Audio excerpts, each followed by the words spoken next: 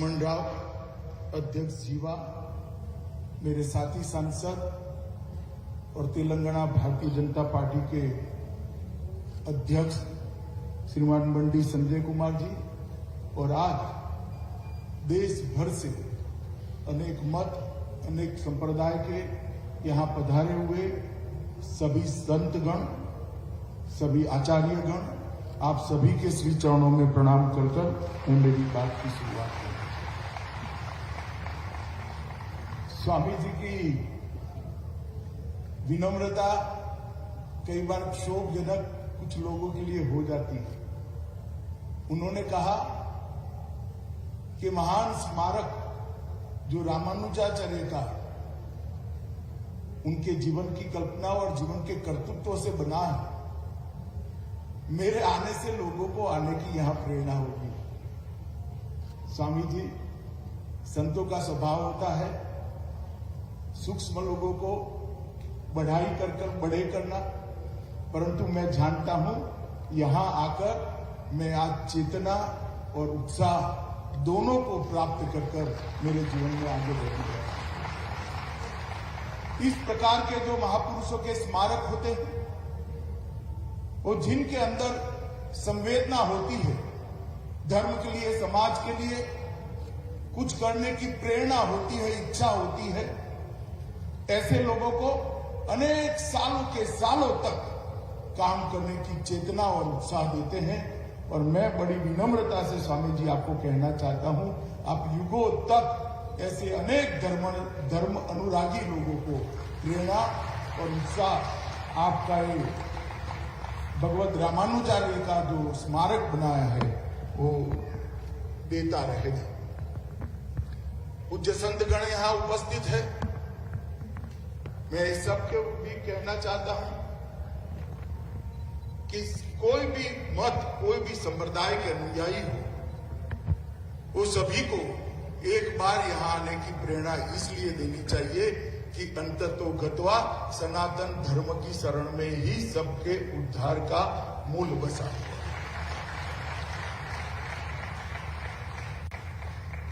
रामानुजाचार्य के जीवन के 1000 साल, उनकी सहस्त्राब्दी, इससे बड़ा उनके काम को कोई भावांजलि भी नहीं हो सकती, स्मरणांजलि भी नहीं हो सकती, कार्यांजलि भी नहीं हो सकती। रामानुजाचार्य के जीवन को, उनके संदेश को सब जीव एक समान है।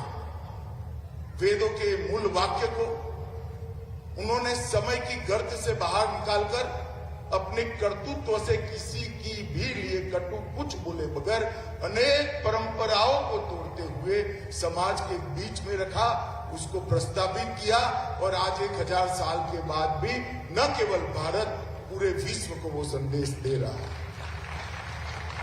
इस स्टैच्यू ऑफ इक्विटी की प्रतिमा अभी हमारे देश के सम्माननीय प्रधानमंत्री श्रीमान नरेंद्र मोदी जी और दंडी स्वामी जी के कर कमलों से इसका उद्घाटन हुआ। मैं अभी वहां जाकर आया। अगर दूर से देखते हैं तो ये प्रतिमा दूर से देखते ही अद्भुत आत्मा को शांति देती है, चित्त को प्रसन्नता करती है और मन को आह्लाद करती है। मगर जैसे ही नजदीक जाते हैं और वो हॉल से होकर रामानुजाचार्य का संदेश देश की सभी भाषाओं में सभी मुमुक्षुओं को मिल पाए, इस प्रकार की व्यवस्था जो स्वामी जी ने की है, उसको ग्राह्य करते करते करते समय निकालकर जब ऊपर जाकर रामानुजाचार्य के विराट मूर्ति का दर्शन होता है, तब मालूम होता है कि हम कितने बड़े महापुरुष को प्रणाम करने के लिए आए हैं। भगवत रामानुजाचार्य ये पूरे देश, पूरी दुनिया के लिए इक्वालिटी का, समता का जो संदेश दिया, वो इस स्मारक के बाद युगों युगों तक न केवल भारत, समग्र विश्व में ये अपना संदेश, सनातन धर्म का संदेश फैलाने का काम करेगा, उसका मुझे विश्वास है।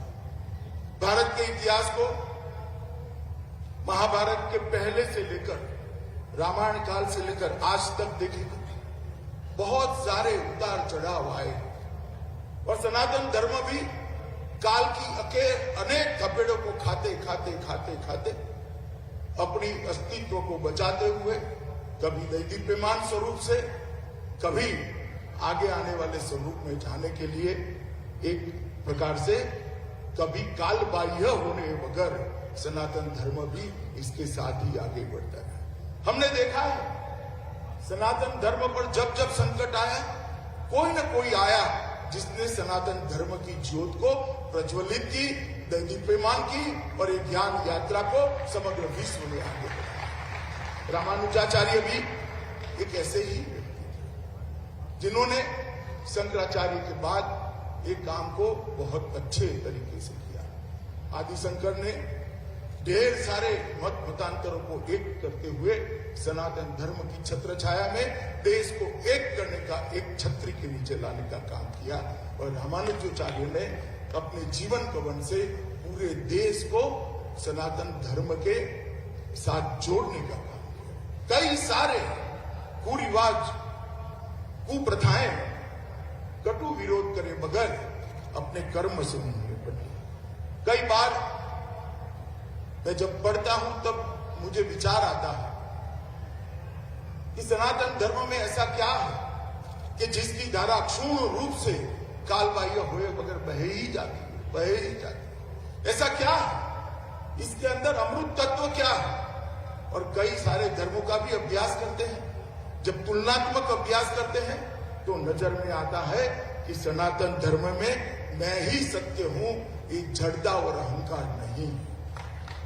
हमारे यहाँ शास्त्रार्थ की व्यवस्था रही, खंडन की व्यवस्था रही, मंडन की व्यवस्था रही और श्रेष्ठ को स्वीकारने की विनम्रता भी रही। और इसी के कारण सनातन धर्म आगे बढ़ता गया। हो सकता है आज ध्यान से देखने वालों को देखे कि हम काफी पिछड़ गए, मगर ये सारे देश के सभी मतों के संप्रदाय के आचार्य यहाँ बैठे हैं। आप सभी को देखकर मुझे पूरा भरोसा है कि यात्रा ना कभी रुकेगी, ना कभी थमेगी और फिर से एक बार दिग्विजयी होकर पूरे विश्व के अंदर ज्ञान का प्रचार और प्रसार करेगी।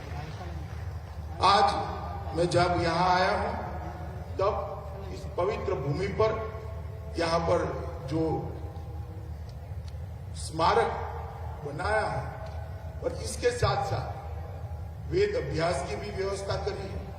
वेद की 9 के 9 शाखाओं के अभ्यास शास्त्रोक्त तरीके से हो सके, ऐसे विद्यार्थी भी यहाँ से निकलेंगे, पूरे देश भर में फैलेंगे और जहां जहां जाएंगे वहां वेद के ज्ञान की सुगंध को, उसकी ज्योत को प्रज्वलित करते जाएंगे। और इसके साथ रामानुजाचार्य का जो संदेश था, उनका जीवन का संदेश था, और इस संदेश को हर व्यक्ति समझ सके, इस प्रकार से यही स्मारक के साथ देश की सभी भाषाओं में प्रसारित करने का काम स्वामी जी ने किया है। मैं फिर से पूज्य श्री चिन्ना जीयर स्वामी जी को बहुत बहुत बहुत बहुत समग्र देश की ओर से साधुवाद और धन्यवाद करना चाहता हूं। आज जब मैं यहाँ आया हूं तब यहाँ पर 1035 कुंभ के साथ श्री लक्ष्मी नारायण महायज्ञ भी हो रहा है। चारों वेद की 9 की 9 उपलब्ध शाखाओं का पाठ भी किया जा रहा है। अष्टाक्षरी मंत्र का 10 करोड़ जाप हो रहा है, जिससे हमें मालूम पड़ेगा कि ये धरती हमेशा के लिए कितनी पवित्र होने वाली है। इतिहास, पुराणों और आगमों का भी पाठ हो रहा है। सभी प्रकार की पूजा व्यवस्था और पूजा पद्धति को भी समाहित और संरक्षित करने का भी यहाँ पर एक व्यवस्था किया गया है। और श्रीरंगम के रंगनाथ, तिरुमाला के तिरुपति के श्री वेंकटेश्वर स्वामी सहित 108 प्रेरणा केंद्रों दिव्य देशों के अभिषेक से ये मूर्ति के आगे यज्ञ संपन्न हो रहा है। महाप्रसाद भी 24 घंटे भक्तों के लिए वितरित किया जा रहा है। और आज मैं इतना जरूर कहना चाहता हूं कि आपका ये जो प्रयास है आने वाले अनेक सालों तक स्वामी जी इसको पूरा देश याद रखेगा। सनातन धर्म के सभी अनुयायी चाहे किसी भी मत को मानने वाले हो वो सभी इसको जरूर याद करेंगे, इसका अनुमोदना भी करेंगे।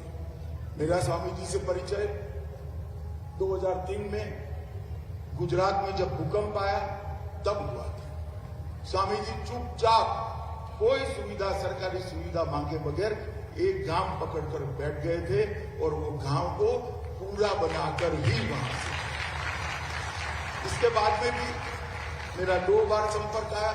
मैं वो गांव के उद्घाटन के लिए वहां कच्छ गया था जो स्वामी जी ने बनाया था, और उसके बाद भी जब जब भी मिला मुझे आश्चर्य होता है कि इतने बड़े बड़े काम करने की प्रेरणा स्वामी जी कहाँ से लाते हैं और ईश्वर उनको पूरी करने की भी बहुत बड़ी क्षमता देता है।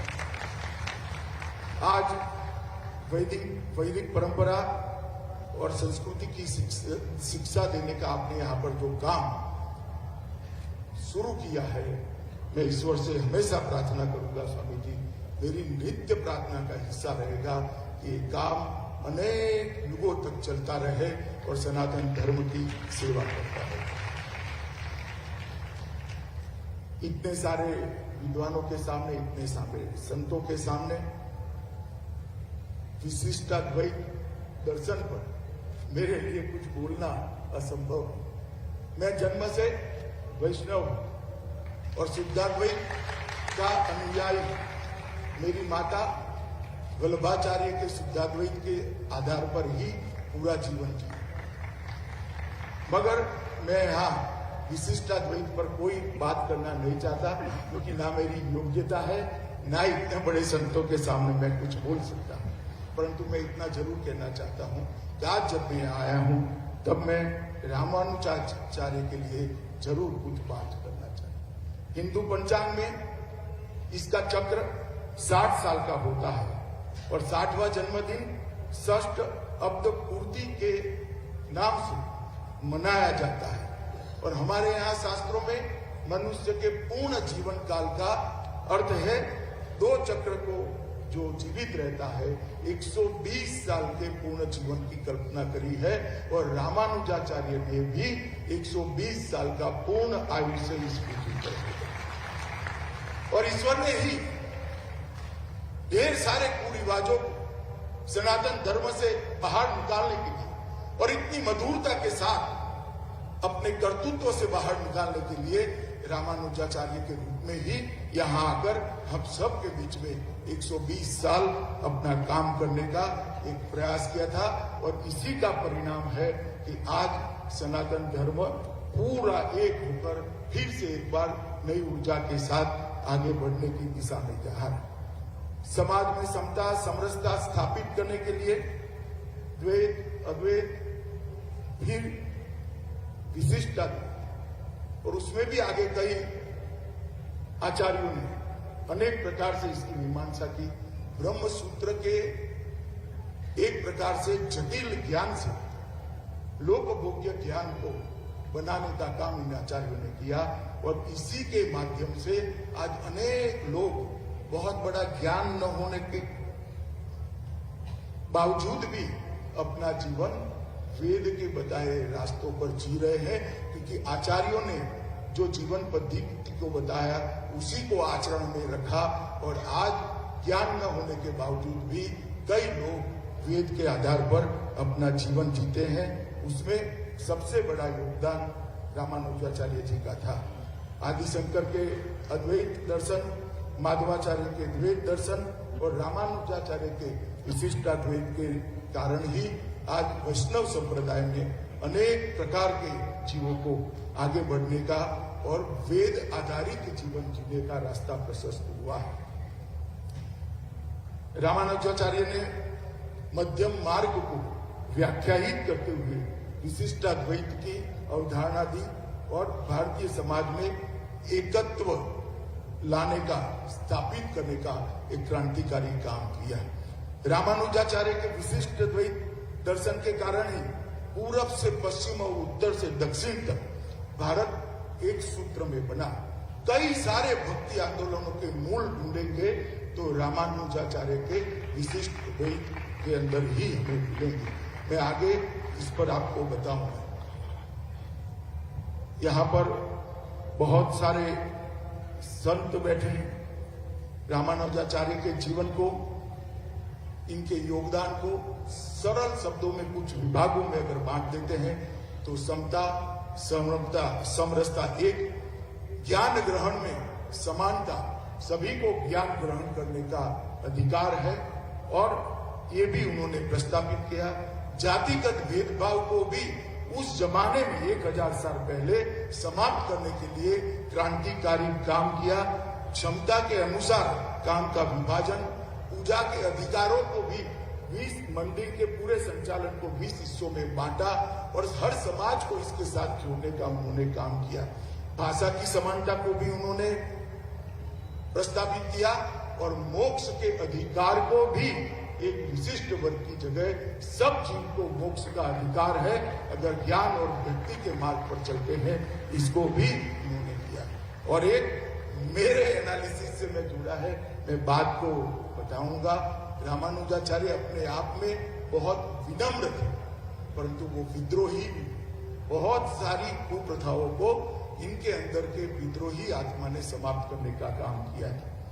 आज मैं यहाँ आया हूं तब उन्होंने श्रीरंगम में संन्यास लेने के बाद रामानुजाचार्य शालिग्राम नामक स्थान पर रहने लगे और कई सारे ग्रंथों की रचना की।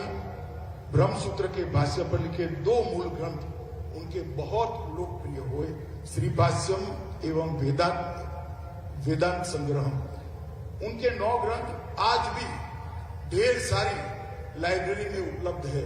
मैं आपको इसलिए बताना चाहता हूं, मेरा जन्म एक बहुत छोटे से कस्बे में हुआ, मानसा कर गुजरात से, अहमदाबाद से 50 किलोमीटर दूर गांव, और मेरे गांव में 150 साल पुरानी लाइब्रेरी है। ये 9 के 9 ग्रंथ वो लाइब्रेरी में आज भी उपलब्ध है। संदेश किसी के कर्तृत्व का कितना दूर जाता है, इसका उदाहरण है श्री भाष्य वेदांत, वेदांत सार, वेदार्थ संग्रहम, श्री गीता भाष्य, नित्य ग्रंथ, शरणागति गद्य, श्री रंग गद्य और श्री वैकुंठ गद्य। ये 9 के 9 ग्रंथ आज अनेक लाइब्रेरियों के अंदर उपस्थित है और कई जगह पे मुमुक्षु अपनी मुमुक्षा पिपासा को शांत करने का काम करते हैं।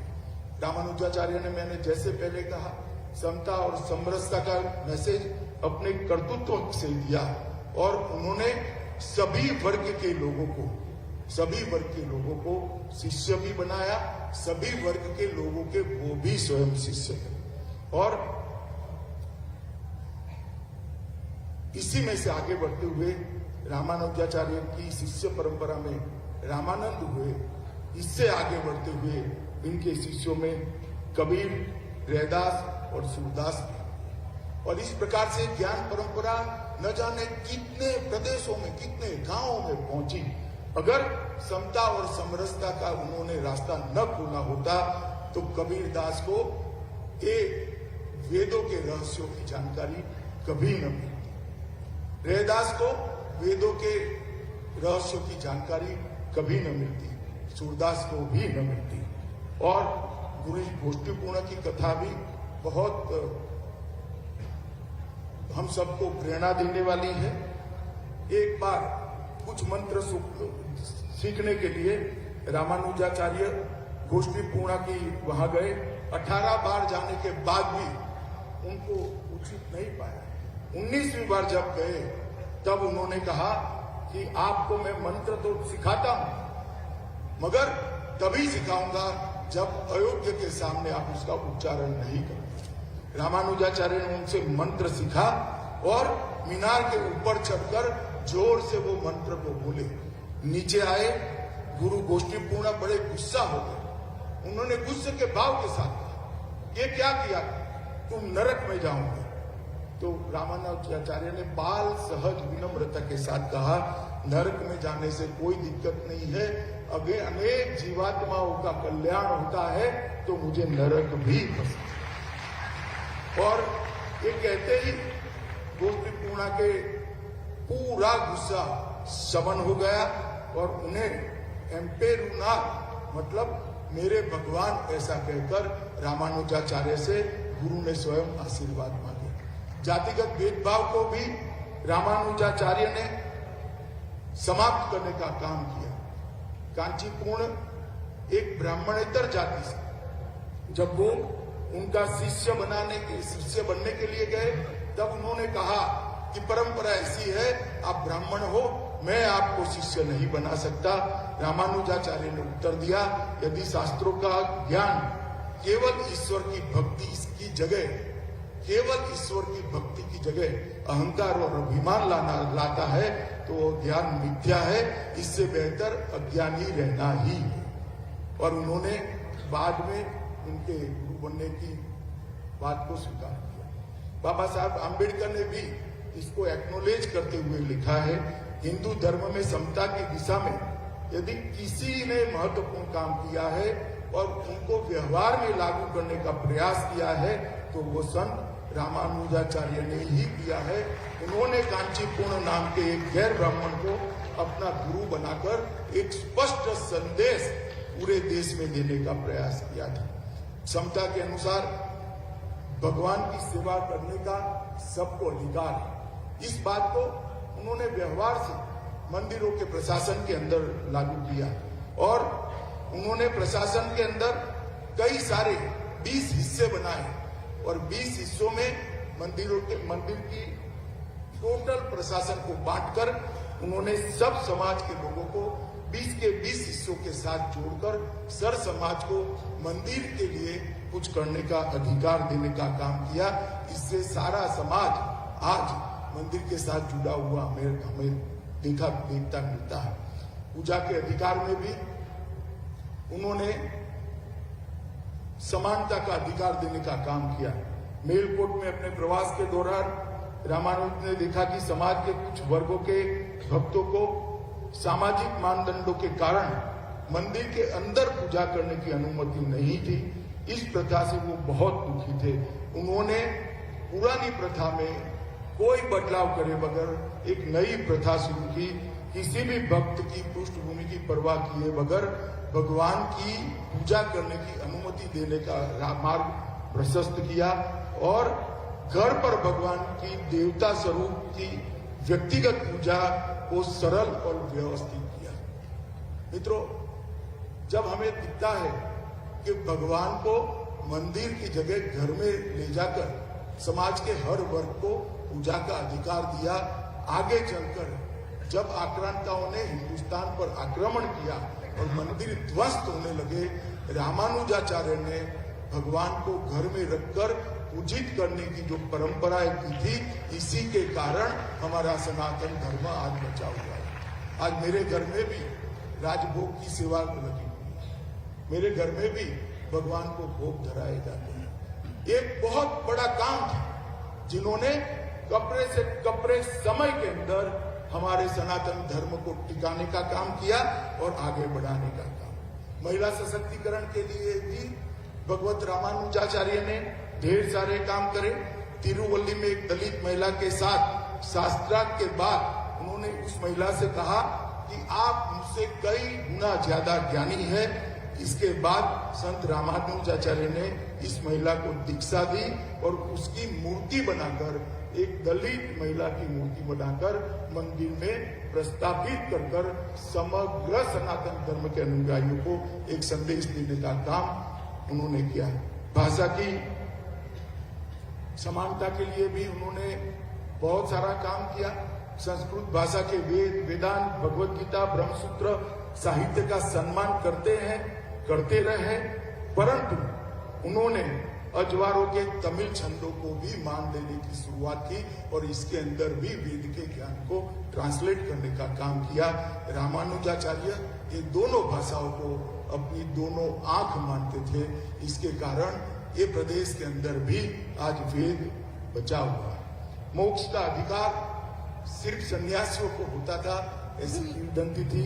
रामानुजाचार्य ने बताया, अगर छोड़ना ही संन्यास है तो अपने जीवात्मा की रक्षा जो ईश्वर पर छोड़ देता है, अपने जीवन को, अपने भाग्य को ईश्वर पर छोड़ देता है, वह भी सन्यासी है और उसको भी मोक्ष का अधिकार है।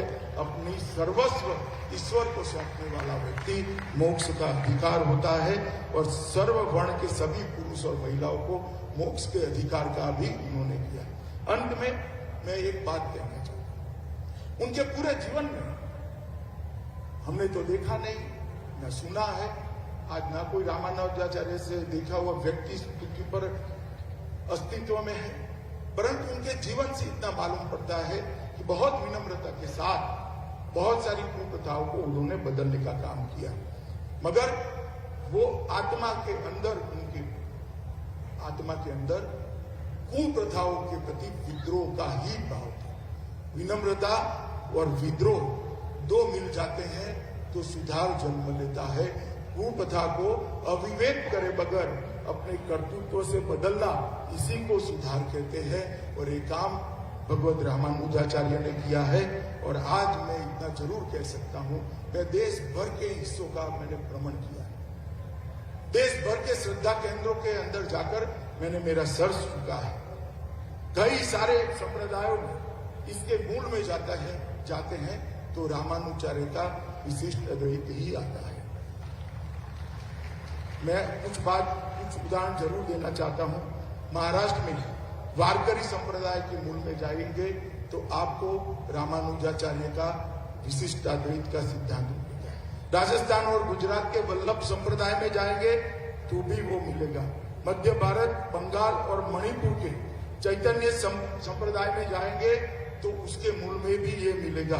और असम के शंकर देव और माधव देव के मूल में जाएंगे, उनके उपदेशों के मूल में जाएंगे तो भी आपको विशिष्ट अद्वैत। एक व्यक्ति ने जो सिद्धांत प्रतिपाद की, जिसमें समानता का मूल मंत्र था, उसके देश के अनेक हिस्सों में, शायद रामानुजाचार्य अपने जीवन में कभी मणिपुर नहीं गए, ना आसाम गए, परंतु गुजरात के एक छोटे से गांव में भी जाएंगे तो आज वल्लभ संप्रदाय के अनुयायी मिलेंगे।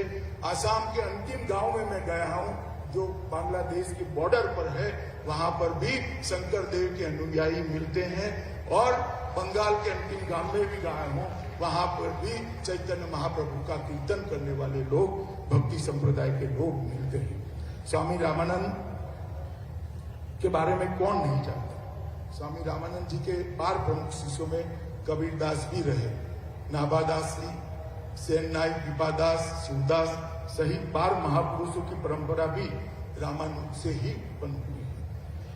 इस परंपरा का गुणगान करते हुए कबीरदास जी ने दोहे में लिखा है, श्री नारायण मूल हमारे, रामानुज की साथ, रंगकार में रमता जो की, गुरु रामानंद ने भाग। एक व्यक्ति के जीवन से जो दक्षिण भारत में जन्मा, तमिलनाडु में जन्मा, उसने कबीरदास को प्रेरणा देने का काम किया और कबीरदास ने समाज के सभी निचले वर्गों को उठाने का काम किया। और आज मैं इतना जरूर कहता हूं कि उन्होंने ढेर सारे मैनेजमेंट के लिए भी काम किए थे, मगर इसके बारे में जाने का भी समय नहीं है। आज मैं इतना कहना चाहता हूं, विशिष्टाद्वैत दर्शन और भक्ति संप्रदाय, ये दोनों जब तक पृथ्वी रहेगी तब तक अक्षुण रहेंगे, कभी कालबाह्य नहीं होंगे। और स्वामी जी आपने बनाई हुई मूर्ति भी युगों युगों तक रामानुजाचार्य के संदेश को आगे बढ़ाती जाएगी। और पूज्य संतों और माताओं, बहनों, भाइयों को मैं कहना चाहता हूं, ये विधि का ही आशीर्वाद, विधाता का ही आशीर्वाद है कि जिस कालखंड में स्टैच्यू ऑफ इक्विटी बनता है, उसी कालखंड में राम मंदिर का भी पुनर्निर्माण, भव्य राम मंदिर का होता है। इसी कालखंड में काशी विश्वनाथ कॉरिडोर का भी 650 साल के बाद पुनरुद्धार होता है। इसी कालखंड में केदारधाम भी बनता है। इसी कालखंड के अंदर बद्रीधाम का भी पुनर्निर्माण का मुहिम बनता है। एक कालखंड है जहां से सनातन धर्म को उठकर, जागरूक होकर समग्र विश्व के अंदर अपने दैनिक परिणाम ज्ञान को आगे बढ़ाना है मित्रों। और आज मुझे यहाँ पर इस कार्यक्रम में स्वामी जी ने निमंत्रित किया। मैं जीवन भर आपका कृतज्ञ रहूंगा स्वामी जी। आपने एक महान कार्य के अंदर मुझे जोड़ा और रामानुजाचार्य के लिए कुछ बोलने का मुझे अवसर दिया। मैं मानता हूं कि सालों सालों तक आपका बनाया हुआ रामानुजाचार्य का एक स्टैच्यू ऑफ इक्विटी विशिष्ट अद्वैत का संदेश विश्व भर को देगा, समानता का संदेश विश्व भर को देगा और सनातन धर्म का संदेश विश्व भर को देगा। फिर से एक बार समग्र देशवासियों की ओर से आपको प्रणाम कर मेरी वाणी को विराम देता हूं। वंदे मातरम।